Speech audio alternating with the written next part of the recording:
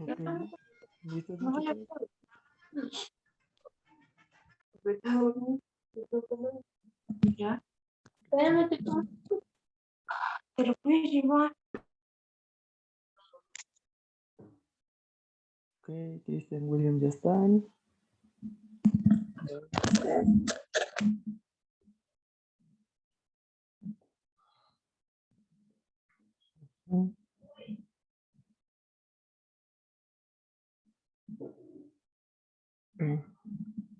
¿Ya se ve la presentación, muchachos? Sí.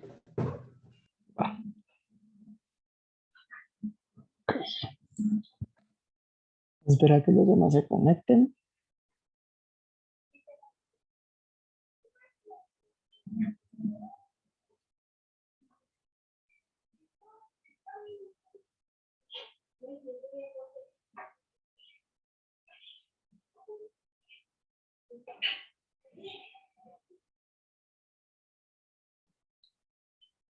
Ok.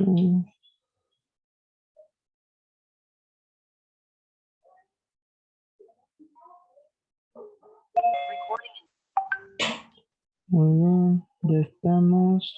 1, 2, 3, 4. Me faltan otros 4.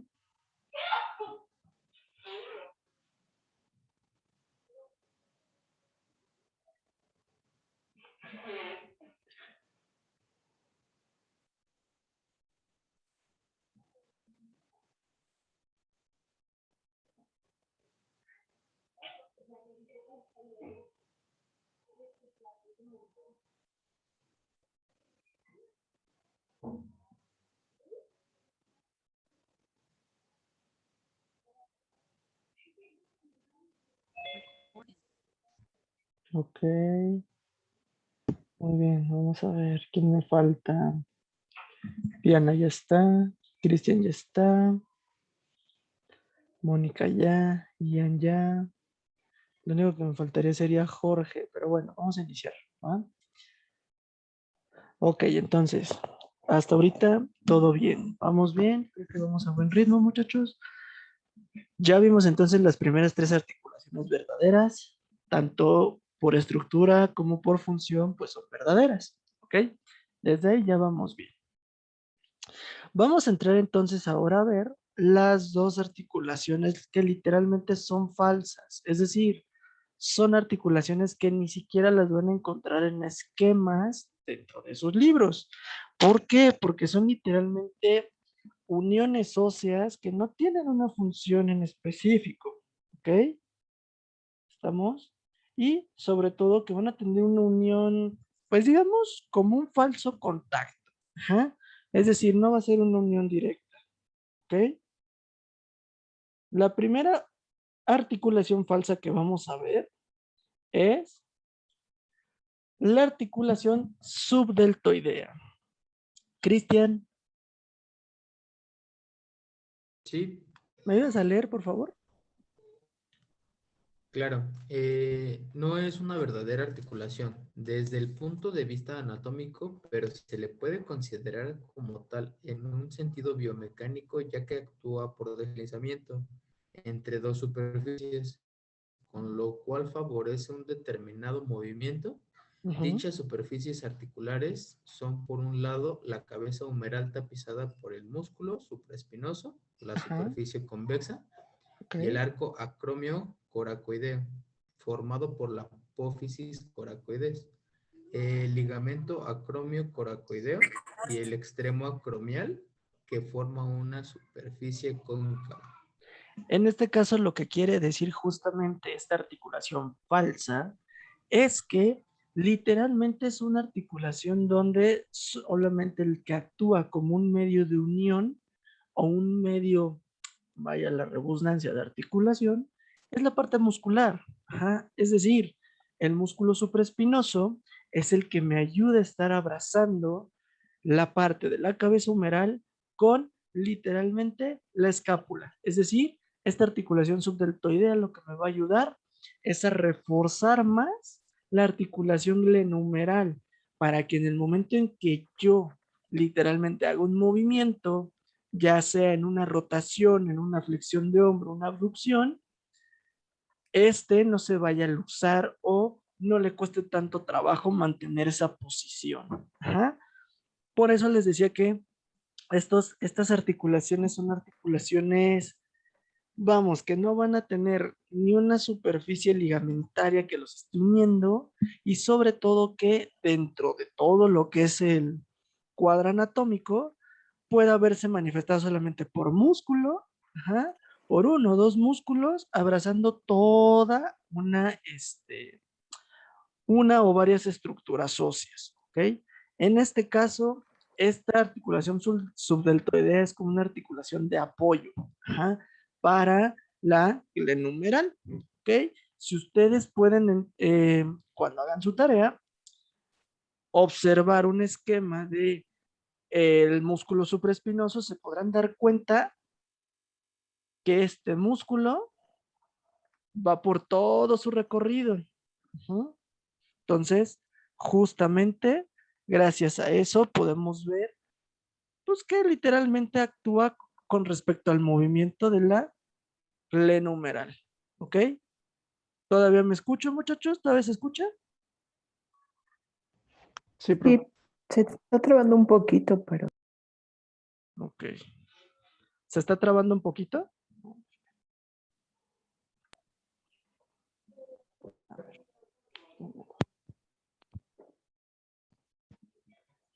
Ahí se escucha mejor. Ahí todo mejor. sí. Ok. Si se traba, como otras veces nos ha pasado, solo tengan paciencia, ¿vale? Aguántenme 2 segundos. Muy bien. Muchas gracias, Cristian. Vamos a continuar. Ok. Entonces, esta es una articulación falsa. Falsa tanto por contacto como por función. ¿Ok?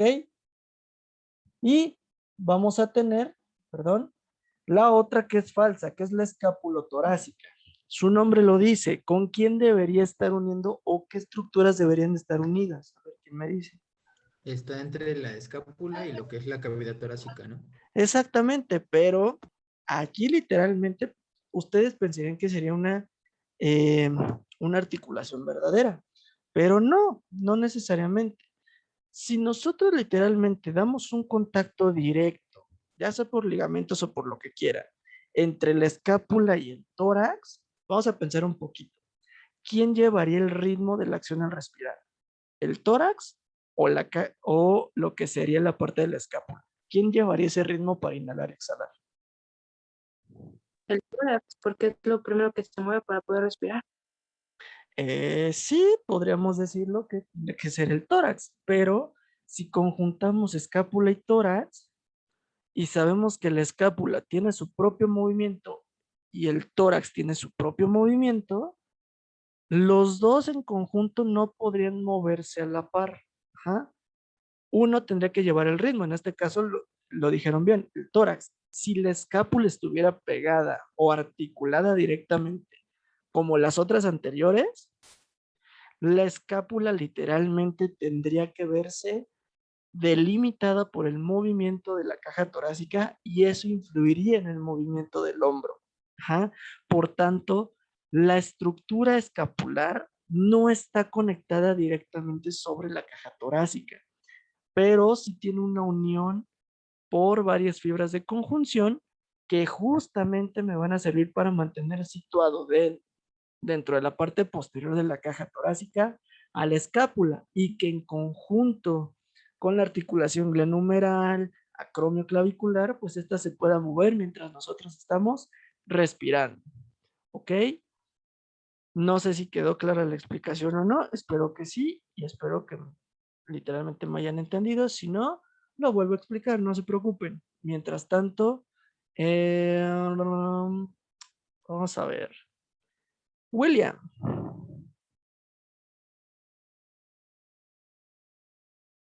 ¿Qué pasa, profesor? ¿me ayudas por favor a leer? ¿Qué dice? Claro. ¿Cuál es la descripción? A ver, echa. Escápula torácica. Es la formada entre la escápula y el tórax. Se denomina también Pues Pseudo. pseudoarticulación, porque Ujú. no existe ningún tipo de unión ósea ni ligamentosa entre ellas. Está compuesta por los músculos serrato anterior y subescapular, deslizándose uno sobre el otro durante el deslizamiento lateral. Tras la acción lateral, tras la acción vertical y de Báscula. Ujú. báscula o rotación perpendicular, perpendiculares al plano sobre el eje en que se realiza el movimiento. Existe un movimiento sinérgico de la escápula y la clavícula, ya que la clavícula es arrastrada por la escápula a través de la articulación acromio-clavicular, de forma que por cada 60 grados Ajá. de movimiento escapulotorácico, 20 grados pertenecen al acromio y Ujú. 40 grados a la articulación esternocostoclavicular. Perfecto, muchas gracias. Entonces aquí nos podemos literalmente observar que igual que la articulación subdeltoidea, esta articulación también está compuesta por un arraigo muscular, es decir, por la funcionalidad de los serratos anteriores que están en la caja torácica, que permiten justamente el movimiento de la escápula también, y el músculo subescapular, uno de los principales músculos del complejo llamado manguito rotador. Ajá. Esto justamente lo que me permite es no darle un movimiento a la caja torácica, sino ubicar el movimiento de la escápula sobre un plano literal en el que él pueda tanto subir como bajar, como ascender, como descender, ¿ok? En este caso, literalmente lo que nos quiere decir es que la articulación escapulotorácica va a permitir como tal realizar funciones de la escápula sin que ésta se pueda luxar, pueda salirse de su sitio. Y si ustedes observan literalmente, o si ustedes se alcanzan literalmente la parte de la escápula, ustedes pueden observar que tenemos la escápula y por debajo tenemos la costilla. Si ustedes literalmente hacen esto, abrir un poco la escápula o llevar hacia el frente su cuerpo, se van a poder dar cuenta que las fibras literalmente musculares están por debajo de lo que sería su escápula. Esas fibras musculares son las que están abrazando a toda la escápula desde la parte del tórax. Entonces, literalmente no es un contacto directo, pero los músculos que están originados e insertados dentro de lo que es la escápula también tienen un cierto recorrido hasta lo que son las costillas. Y esto me permite realizar los movimientos en un sentido, en un plano, literalmente, de la escápula. ¿Ok? Ahora, como no tiene un contacto directo sobre la estructura o no tiene una funcionalidad rítmica sobre la estructura, por eso se le conoce como una articulación falsa, ¿ok? O una pseudoarticulación. ¿Estamos? Uno, porque no tiene una unión ósea como tal directa, ni ligamentosa. Y dos, porque solamente me demarca la trayectoria de movimiento de lo que sería mi escápula. ¿Sí quedó claro?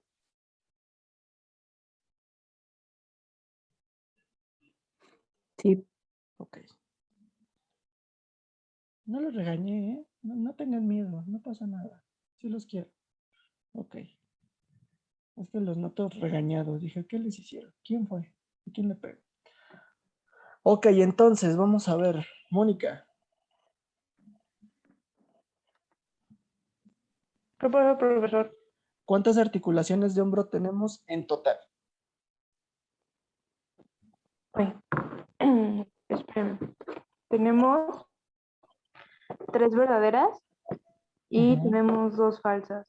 Total son En 5. total, ¿Estamos de acuerdo? 5. Muy bien.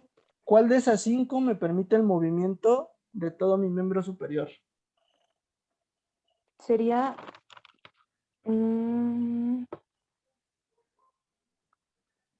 ay, sería la articulación acromio No, clavicular. no. La glenumeral. La glenumeral. Numeral. Ay, cierto, la enumerar. La glenumeral. ¿Ok? Las tengo desordenadas. Aguas. Ok, aguas. Ok. Adriana. O Lilia. No sé. Cualquiera de los dos nombres. Adriana o Lilia. Como quiera. Como primera. Lo mismo. Ok, va. Ajá. ¿Qué articulación de las 5 que tenemos me permite llevar un movimiento rítmico de respiración y movimiento del miembro superior?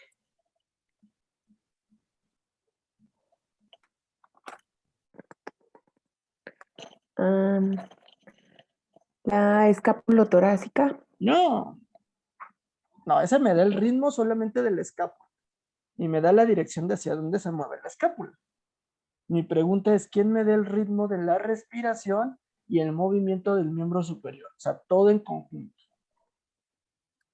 ¿Cuál es la articulación? Es la Esternocosto. Es la esternocostoclavicular, quien lo haya dicho, muy bien, felicidades, excelente.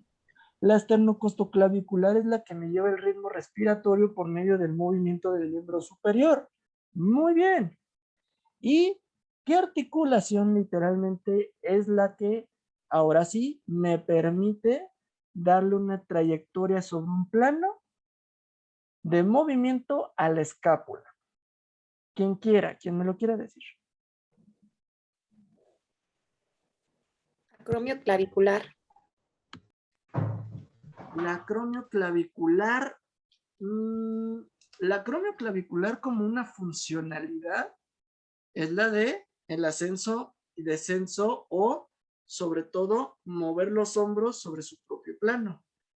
Pero la escápula propiamente, ¿quién le permite? Sería escapulotorácica. Ahora sí sería la escapulotorácica, donde la escapulotorácica me permite darle ese plano de movimiento con respecto a la superficie en la que está haciendo contacto, que es la caja torácica.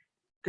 Cuando hablamos de acromio clavicular, es justamente el movimiento rítmico entre clavícula y acromion para que mis hombros únicamente puedan moverse hacia arriba, hacia abajo, hacia enfrente o hacia atrás.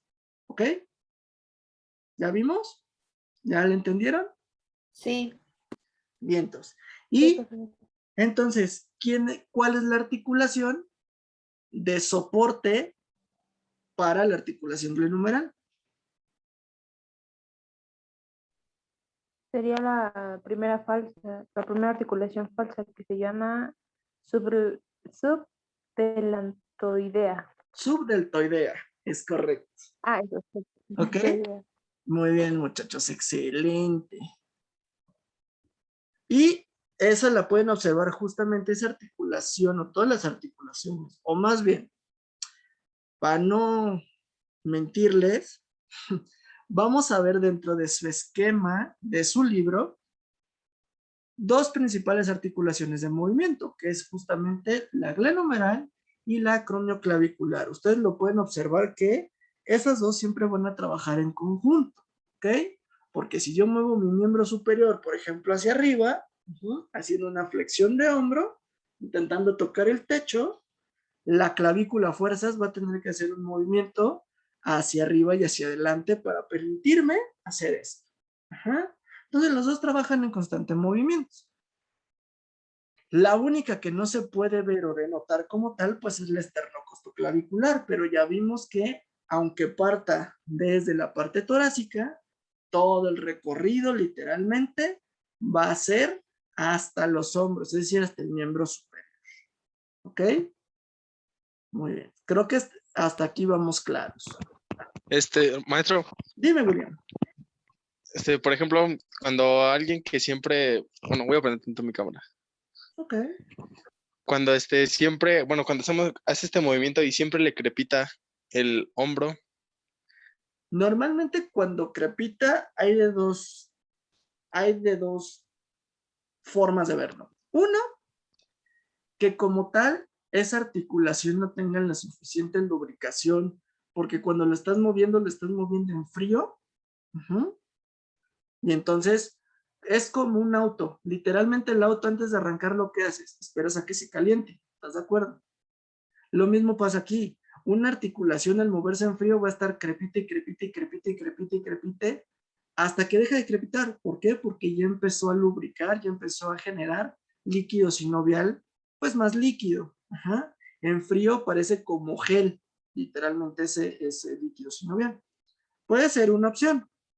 Segunda opción, crepita debido a que tú hayas tenido alguna lesión dentro del hombro que haya literalmente hecho más estrechos los espacios, ajá, como un proceso inflamatorio, por ejemplo, o una reducción de una luxación que no se haya reducido bien, y entonces cuando tú haces el movimiento, empieza a rozar de más. Ujú. Aunque esté lubricado, empieza a rozar y a rozar y a rozar, y escucha esto. Ajá. ¿Estamos?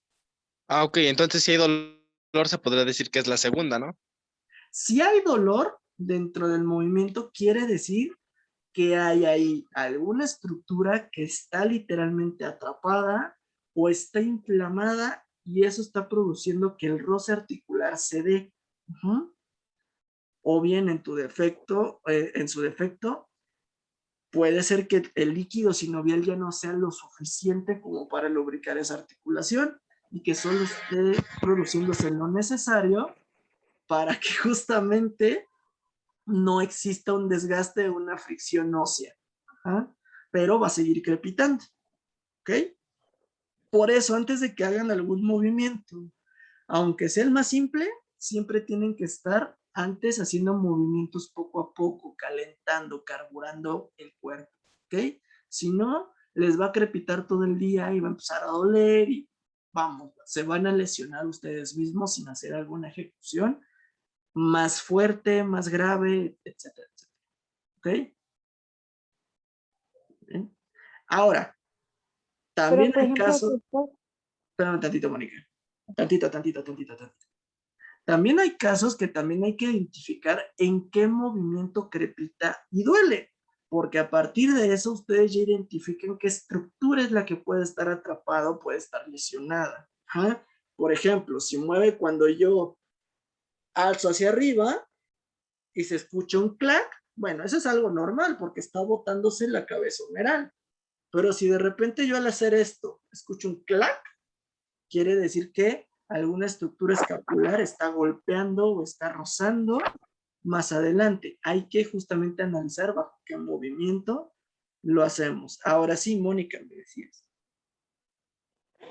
Uno de mis primos, por andar en moto, o no creo que si fue en moto o cuatrimoto, la cosa es que se volteó la cosa esta, cae del, ¿Cuál cosa pero es? él dice que es que no sé si, no me acuerdo si fue cuatrimoto o moto, pero la cosa es que se le vino encima, pero Ah, él cayó de lado, pero le truena todo el tiempo esta parte y la escápula, pero dice que no le duele, pero después de un tiempo ya tiene súper caliente. es lo que les menciono, muchachos. Cuando justamente después de cierto tiempo estamos en movimiento, pues calentamos la zona. Cuando hay una lesión, también recuerden que hay un desgaste, queramos o no. Ujú. Entonces, esas superficies óseas también se desgastan. ¿Por qué? Por falta de lubricación, por el traumatismo inclusive. Entonces, eso provoca fricciones. Cuando vemos un proceso más largo, es decir, años después, pues ya vemos que empieza a doler, empieza a ser deformante esa articulación, empieza literalmente a limitarme en ciertas actividades de la vida cotidiana, ¿ok? Eso es algo normal después de un traumatismo, después de alguna lesión importante, ¿ok? Eso ténganlo muy en cuenta. Pero reitero, no es algo que no se pueda tratar. Ajá. Vamos, no se va a corregir al 100%, pero funcionalmente, claro que puede servir, claro que puede funcionar y sobre todo, funcionalmente hablando, es algo que nosotros podemos potenciar. ¿Ok?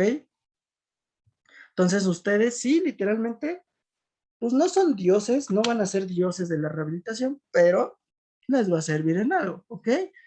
Algo van a poder hacer. ¿Estamos? Muy bien. Después del brevario cultural y después de escuchar el camión de la basura de William, vámonos con la articulación de codo. ¿Alguien me recuerda cómo se llamaba la articulación de codo? ¿Cuál era el nombre anatómico? El húmero cúbito radial. Correcto, no, hombre, si hasta te la aprendiste en memoria, ya, muy bien. Tenemos la articulación húmero cúbito radial o húmero radiocubital. El orden de los factores no altera el producto, ¿ok? Solamente que sí, aquí lo que sí puede afectar, pues es la estructura más grande, pues es la que tendría que ir primero, ¿no? Para que justamente nosotros podamos localizarla. Ahora, la articulación húmero cúbito radial literalmente está recubierta únicamente por una capa articular. Ajá. Es decir, el codo como tal no tiene, vamos, musculatura tan fuerte para que la recubra, simplemente está recubierta de muchos ligamentos. De hecho, ustedes si se tocan el codo tanto por la parte ósea como por la parte plana enfrente, ustedes literalmente no van a encontrar músculo. Todo eso es ligamento y grasa. Ajá. Ahí literalmente dentro de esa parte vamos a encontrar que tanto húmero como radio como cúbito van a tener sus propias cavidades. Es decir, dentro del húmero literalmente vamos a encontrar una cavidad sigmoidea cubital, una cavidad glenoidea radial, que estas dos se van a unir literalmente al húmero. Lo que habíamos mencionado con los cóndilos y epicóndilos del húmero, bueno, esas cavidades donde va cada hueso se les llama cavidad sigmoidea y glenoidea. Sigmoidea con cúbito, glenoidea con radio. ¿Por qué? Recordemos las estructuras de cada uno de estos huesos. La parte justamente cubital, que va directamente al codo, es mucho más amplia, ajá, y es un poco más plana, ¿ok?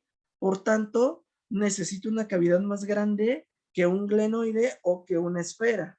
Mientras que la cavidad radial que está en el húmero es esférica porque solo está la cabeza del húmero ahí puesta, ¿vale?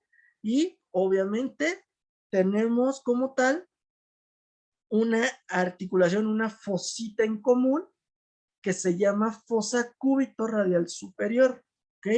Que es justamente la conjunción entre las dos cavidades, ahí es donde se va a embonar, ¿ok? Toda esa conjunción donde se embona, esa cavidad en común se le llama cavidad cúbito radial superior trocoide. Trocoide o de bisagra, porque empieza a abrir y cerrar, como si fuera una puerta. Ajá. Se empieza a flexionar y extender. ¿Ok? ¿Estamos? Y literalmente, esta es la cara anterior de lo que sería su codo, es decir, la parte plana, donde no tenemos justamente las salientes óseas. ¿Ok? Vamos a decir que la articulación húmero cúbito radial o húmero radio cubital, como ustedes lo quieran decir, es una articulación de artrosis de forma troclear, es decir, en forma de bisagra, que abre y cierra, ¿va? Y de artrosis porque es de mucho movimiento, ¿ok? Ahora, en neurología es importante mencionar que la articulación de codo es una articulación de fijación. ¿Por qué? Porque justamente, si ustedes ahorita quieren probarlo, literalmente tomen su codo, abracen su codo o inhiban el codo, no sé, agarren el codo literalmente con su mano e intenten literalmente hacer movimientos de antebrazo. Estos movimientos justamente me permiten ubicar que mi antebrazo se mueve con respecto a que está literalmente unido aquí con mi húmero. Ajá, está fijado. Si yo literalmente toco el húmero desde acá, puedo literalmente observar cómo se delimita el movimiento de mi antebrazo, o bien, en su defecto, como la contracción de mi bíceps no influye en el movimiento del antebrazo.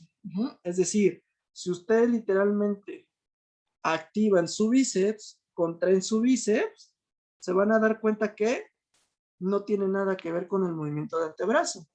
Y viceversa, si ustedes hacen contracción cerrando el puño, van a ver que aquí el bíceps no va a tener ninguna reacción, ninguna respuesta. Puede que le tengan respuesta porque obviamente lo tienen aquí arriba, pero si lo tienen desde acá abajo, pueden hacer el mismo movimiento, contraer bíceps o contraer justamente la mano. Mónica, pon atención. Deja de estarte pintando, Mónica. Atenta. No, es que estoy intentando de abrir mi lapicero para poder apuntar. Bueno, atenta, ¿ok? Permite esta articulación los movimientos de flexión y extensión de lo que sería mi codo, pero también dentro de biomecánica podemos decir que permite lo que serían las lateralizaciones, o las rotaciones en este caso. Pero si ustedes se pueden dar cuenta, al yo hacer esto, ¿quién participa en este movimiento? Aparte del codo. El húmero. El hombro, o en este caso, el húmero, es correcto. Por eso esos son acciones secundarias o acciones sinérgicas en la articulación húmero cúbito radial o húmero radiocubital. ¿Ok? Ahora, aquí me equivoqué. Aquí es una articulación que solo está reforzada a partir de ligamentos, nervios y líquido sinovial, es decir, bursas y la propia membrana. Si ustedes se pueden dar cuenta en la imagen, tenemos musculatura que es justamente esta parte, pero literalmente no es una musculatura que recubra, sino que es aquí justamente la inserción o el origen de alguna musculatura que está ahí, por ejemplo, el anconio o el brachiorradial, ¿okay? O los primeros radiales, pero no recubre como tal mi codo. Por eso, si ustedes han visto en deporte, cuando un jugador de fútbol, por ejemplo, cae con todo lo que es el brazo y se luxa el codo, pues el codo es muy fácil de luxar y de regresar, porque no hay musculatura que me lo impida. Así como en la rodilla, la parte de la patela, pues no tiene una musculatura ahí que la detenga. Entonces, justamente por eso es muy fácil como reducir esa parte de las luxaciones en codo, pero como no hay una musculatura ahí, obviamente todos estos ligamentos tienen demasiada tensión, tanta que puede llegar literalmente a romperse toda esa parte del codo y entonces puede llegar a ser algo quirúrgico. ¿Ok? ¿Estamos? Y es una zona de mayor exposición a lesiones nerviosas, porque por aquí literalmente pasa el nervio mediano, nervio radial y nervio cubital. ¿Ok? 3 de los nervios más importantes para inervar mi manita. ¿Estamos? ¿Ok? Bien. Dentro del codo es la única articulación que tenemos. No le busquen más. No hay más articulación. ¿Ok? Solamente es articulación húmero cúbito radial. Ahora, muñeca y mano. Dentro de la muñeca y mano, la muñeca es un complejo articular. ¿Por qué? Porque está compuesta por varias articulaciones, no solamente por una. ¿Ok? Por eso les mencionaba que mano iba a ser muy complejo, porque vamos a ver muchas articulaciones por las cuales va a estar derivada esta. La primera articulación que nos va a formar a la muñeca es la articulación cúbito radial inferior. Quiere decir que une radio con cúbito en la zona inferior, es decir, esto. Ajá. ¿Estamos? Articula el radio y cúbito, es decir, no permite tanto el movimiento, pero solamente permite hacer esto. Ajá. Este movimiento, o bien, este pequeño movimiento, me permite justamente esta articulación, ¿ok? Se refuerza por los ligamentos anteriores y posteriores, que los tenemos aquí en la parte del carpo, ¿ok? O pueden decir ligamento palmar, ligamento dorsal, pero principalmente son ligamentos anteriores y posteriores. Aquí, ¿qué es lo importante? Que ustedes sepan que esta articulación es una de las muchas del complejo de la muñeca. Ajá. Por tanto, si ustedes quieren dar un diagnóstico de una luxación de muñeca, una fractura de muñeca, pues van a decir bajo qué articulación es la que está lesionada. O si está lesionada todo el complejo articular, bueno, pues tendrán que mencionar todas las articulaciones, ¿ok? Para que no se vea tan mal, ¿ok? Para que no se vean tan mal hechotes, ¿ok? No se ven como los del IMSS o del LIST. Articulación radiocarpiana. ¿Qué hueso se une con qué? A ver. El radio con los carpos. Con los carpos, pero ojo, se une radio con los carpos de la hilera superior, ajá, y de la hilera inferior, ¿ok? O sea, ahí sí hay una unión entre todos los huesos carpianos y el radio. Se abraza justamente por los ligamentos de refuerzo que ahorita se los voy a presentar. Esta justamente me permite hacer los movimientos de literalmente flexión, extensión, abducción y aducción las vamos a llamar desviaciones. Desviación radial, desviación cubital, ¿ok? Ahí, si quieren cambiar ese de ABD y ADD, es desviación radial, desviación cubital y la circunducción, que es todos los movimientos en uno solo. ¿Estamos? Esta articulación podríamos decir que es la principal, principal formadora de la muñeca, por el tipo de movimiento que realiza, ¿ok? Entonces, esta como tal se recubre por una cápsula articular que la tenemos justamente en esta zona, y ligamentos de refuerzo, ligamento anterior, ligamento posterior, ligamentos carpianos, ligamentos intercarpianos, y ligamentos colaterales, laterales y mediales, ¿ok? Entonces, es un refuerzo de todo el complejo ligamentoso del carpo, ¿ok? Esta articulación entonces es la principal formadora de la muñeca, y principal formadora de la estructura llamada mano, ¿ok? Después tenemos articulación mediocarpiana. Esta articulación es la que me va a unir primera hilera de carpos con segunda hilera de carpos, ¿ok? Esta se divide en dos. Se divide en articulaciones laterales y medial, ¿ok? ¿Por qué? Porque justamente la parte medial me permite hacer esto. Y la parte lateral, hacer esto. O cerrar, ¿ok? Una cosa es hacer este movimiento de cierre y otra cosa es hacer este movimiento de cierre. Que ustedes dirán, profe, pero aquí solamente se mueven los falanges. Es cierto, pero a partir del movimiento de las falanges, ustedes pueden observar o sentir un ligero movimiento de lo que sería el carpo, muy ligerito, en dirección hacia donde van los dedos, ¿ok? Muy bien. Corto y regresamos, muchachos, porque ya se va a acabar el tiempo.